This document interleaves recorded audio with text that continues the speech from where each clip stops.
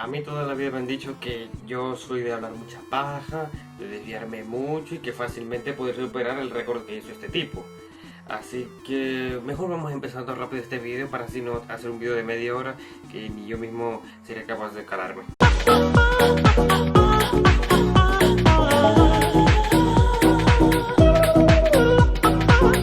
Buenas chicos, después de algún tiempito sin subir videos, se me ocurrió, gracias a la conversación de unos amigos que tuve por Discord, de hablar de mi experiencia personal desarrollando videojuegos. O bueno, cuando yo intentaba desarrollar videojuegos. Em, Supongo que a ustedes, que hay muchas personas que a la edad que yo tuve, entre los 11 y los 17 años, que es más o menos lo que tengo ahora, tuvieron ese deseo de ser desarrolladores. Y la verdad es que muchos terminan como yo. Quizá mi experiencia les ayude para saber un poco sobre la industria, sobre el problema que es aprender desde cero, los de recursos y todas esas cosas. Así que creo que esto va a ser un video muy interesante, la verdad. Empecemos desde el inicio de todo. El inicio de todo vendría a ser por allá cuando esté en quinto grado aproximadamente. Yo junto a mi amigo Reinier hicimos varios juegos de mesa, nos gastaba hacer bastante esa cosa. Uno de esos juegos de mesa se llamaba GM, que bueno, que por aquí pues dejaré fotos de él. Era como un juego de guerra muy divertido, a mis compañeros les gustaba bastante y un día yo le dije a uno de mis mejores amigos que se llamaba Edgar, que le dije, oye, pues sería genial que este juego lo pasaras a videojuego, ¿no? Porque claro, era un juego de guerra muy interesante, pero con muchas limitaciones. Y bueno, eso hacía que fuera difícil de jugar, pero si lo pasabas de videojuego podría ser mucho mejor y tal, y sería genial, ¿no? Entonces busqué, primeramente traté de buscar más o menos cómo se desarrollaba un juego. La verdad, yo tenía que 10, 11 años, no tenía ni la menor idea de lo que estaba haciendo. Pero era feliz tratando con mi ilusión de desarrollar videojuegos. Es que yo por ese tiempo también, sí, yo siempre más o menos siempre tuve el deseo de en un futuro ser desarrollador de videojuegos.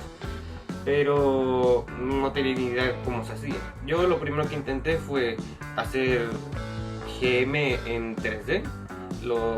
Traté de usar Unity para eso. Tuve problemas como cualquier otro, tal que abrí ese programa, no sabía de qué era, de qué trataba, no sabía realmente nada de desarrollo de videojuegos, pero fue divertido tenerlo y ver más o menos qué podía hacer y tal. Con el tiempo me terminé asociando con Rey. Bueno, él me pidió que me asociara con él en un supuesto estudio que él creó llamado Codeworks Studio, que por cierto lo tenéis aquí. Y la idea de ese estudio era básicamente un estudio independiente entre nosotros y gente que supuestamente íbamos a invitar con el pasar del tiempo para que ayudarlos también a desarrollar juegos y tal. Total, fue todo un desastre. Y ahora mismo voy para allá. La construcción de Codebreakers Studio. Codebreakers Studio nació bajo una idea de Rey. Y bueno, él básicamente también tiene su propio proyecto de juego, así como cuando creábamos nosotros juegos de mesa, él tenía su propio juego que se llamaba JM, que él lo creó y bueno, yo también lo ayudaba, y tenía mi juego GM. Con Codebreakers Studio pasa algo muy similar. Yo tenía mi proyecto que era mi proyecto de GM y él tenía su proyecto que se llama RPG Destiny. La verdad es que fue un desastre. O sea, ¿a quién se le ocurre? Dos novatos que no saben nada de desarrollo de videojuegos crear un estudio independiente, pero ambos se ponen a hacer juegos completamente distintos y que no tienen nada que ver uno de lo otro. Era normal de que obviamente todo saliera mal, de que no se lograra un carajo, pero fue divertido por lo menos tener esa expectativa. Con el pasar del tiempo me di cuenta que GM era imposible de hacer, o sea que yo tenía pocos requisitos para hacerlo. Porque para hacer un juego necesitas muchas cosas. Yo pensaba que para hacer un juego solo necesitabas programar. Que creo que es lo que todo el mundo piensa, que solo necesitas programar y si ya sabes programar pues ya puedes crear cualquier cosa, ¿no? Pero no, resulta que quizás el programar sea una habilidad que, aunque es difícil desarrollarla, puedes crearla. Dibujar también, puedes tener ese talento, hacer música también, escribir también es necesario, hacer buenas historias, también es bueno la creatividad para crear niveles y esas cosas, crear cosas y también modelado 3D, todo depende del juego realmente. Pero dominar todas esas cosas, una sola persona, para desarrollar un juego. No, mano, eso es imposible. Imposible. Y por más de que... No, en serio no, era imposible. Yo era un tipo muy flojo y de paso no pude. Recuerdo que para Home GM me descargué de todo. Me descargué Blender, traté de ver cómo se usaba, nunca entendí cómo se usa esa porquería. Creo que una vez también traté con la música, pero bueno, la música nunca le di mucho. Porque total, yo pensaba que simplemente iba a sacar música de internet y ya está, que bueno, es lo que muchos hacen, así que ¿por qué no hacerlo yo?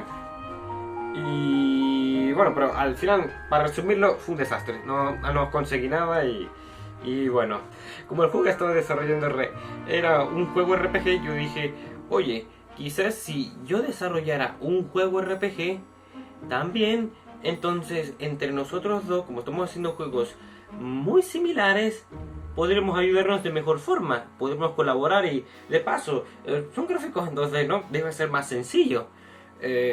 Y sí, más o menos eso era lo que pensaba. Entonces, el problema que tenía yo es que en mi mente nunca había desarrollado un juego que fuera en 2D y que fuera RPG, porque la verdad es que ese género de juegos no es mi favorito.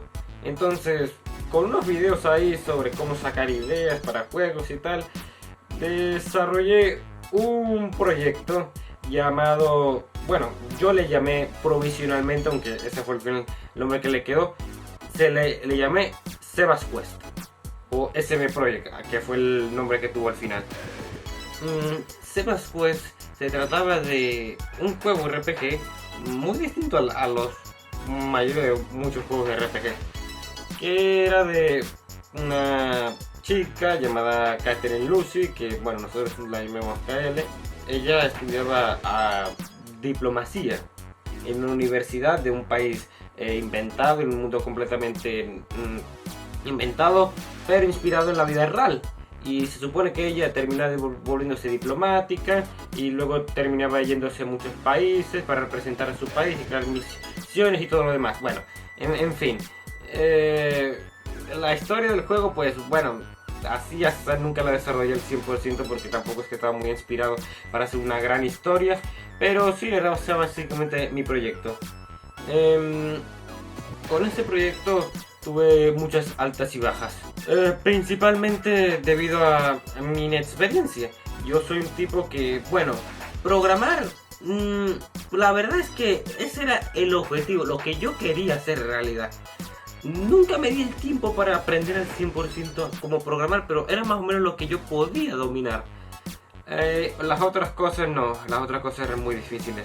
El dibujo es algo que siempre se me ha dado terrible. Y de paso, hacer pixelar, que era básicamente los gráficos que iba a tener el juego, que yo pensaba en mi inocencia que iba a ser más fácil, no es para nada más fácil. Por ejemplo, aquí tengo varias versiones de lo que iba a ser KL. La primera versión, creo yo, que fue la primera que hice, y es la más simple por supuesto. Creo yo que si hubiera seguido desarrollando el juego con esta estética, que es casi como de NES parece, yo creo que básicamente hubiera avanzado mucho más en el proyecto, porque de verdad esto sí era mucho más lograble. Lo otro era demasiado ambicioso y yo no estaba en mis capacidades de hacerlo. Otra cosa que mató mucho a mi proyecto de Sebas Quest fue la ambición que tenía. Yo veía muchos videos y la gente que desarrollaba juegos decía que para que un juego fuera exitoso tenía que ser llamativo visualmente. Entonces yo dije, bueno, puedo esforzarme en los gráficos para que sean más o menos llamativos y de esa forma mi juego venda, ¿no? Pero no, resulta que yo solo yo hacía todo el trabajo. Ray no sabía dibujar para nada, estaba casi en la misma situación que yo. Nunca encontramos a alguien que hiciera los gráficos por nosotros y eso que buscamos, pero no conseguimos. Es muy difícil conseguir gente, porque de verdad es que ese es el problema del desarrollo de videojuegos.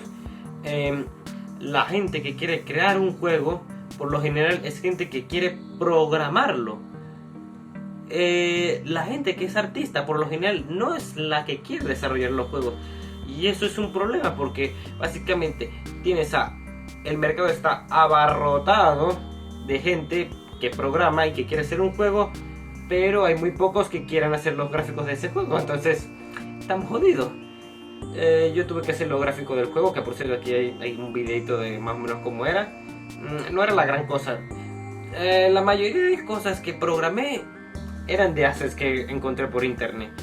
Y aunque sí es cierto que sí llegué a programar cosas por mi cuenta, como por ejemplo inteligencia artificial, enemigos, barras de vida y esas cosas, el juego nunca no avanzó mucho. Es que el problema que tenía es que yo me esforzaba tanto con los gráficos que una vez llegaba un punto en que decía, no, estos gráficos son una basura, no tengo que rehacerlos por completo, y resulta que perdí un montón de tiempo y luego me daba flojera seguir, y bueno, el proyecto quedó estancado un montón de tiempo. Es que te juro, si hubiera sido más inteligente, quizá hubiera logrado mejor. Pero lamentablemente eso del desarrollo de videojuegos fue algo que la verdad fue algo más un sueño de pequeño que un sueño que tengo ahora. Cuando me hice más grande me di cuenta que en realidad era excesivamente difícil dedicarme a eso. Vi un montón de videos de gente que, por ejemplo, las compañías de videojuegos, la gente que los programa y que trabaja en ellos, ganan una miseria de sueldo.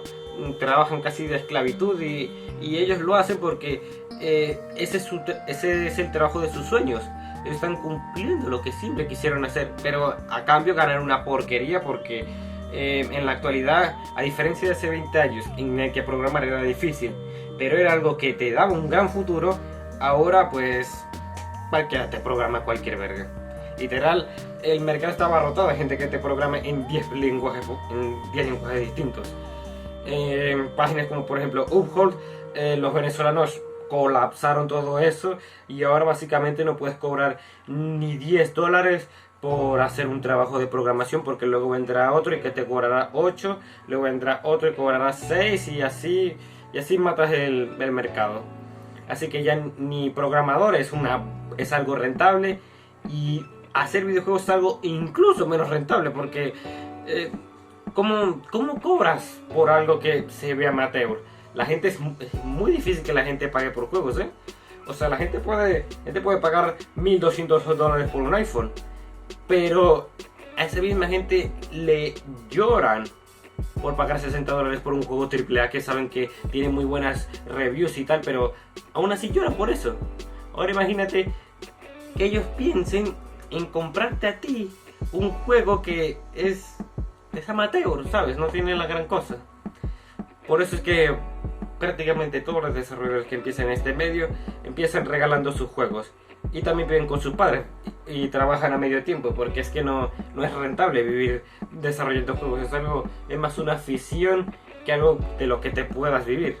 Sería genial poder vivir de eso, pero lamentablemente es algo que está más allá de los sueños de la mayoría. Y bueno, en eso básicamente se resumiría mi experiencia.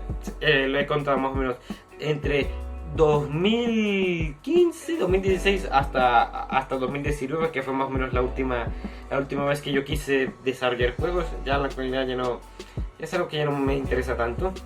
Podría hablar de muchas otras anécdotas más, y es más, creo que voy a hacer un segundo video de esto, hablando de anécdotas sobre mi aventura desarrollando videojuegos. Sería divertido hacerlo. Y bueno, yo por ahora pues, ¿qué te puedo decir? Estoy haciendo un video a las 12:18 de la madrugada con una gente que está haciendo una fiesta de cumpleaños al lado. Me sorprende que no se oigan en el video, es muy sorprendente. Y aquí en mi cuarto de mierda, que que la verdad es que es un desastre y que debo de arreglar algún día, y con mi pelo que ya parece de el típico universitario marihuanero de humanidades. Bueno, no importa, ya voy a dejar de hablar tanta paja, chao.